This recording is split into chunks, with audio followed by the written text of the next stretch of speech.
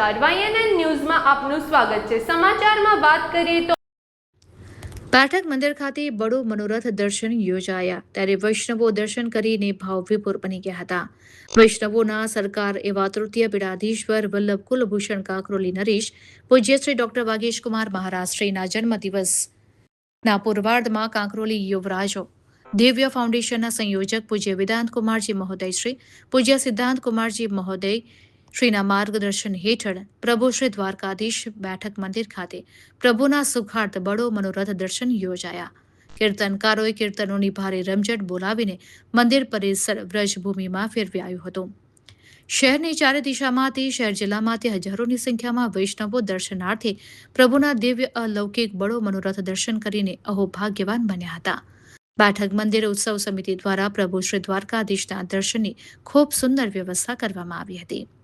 Reporter Rahul Rajput. Subscribe now and press the bell icon. Never miss an update.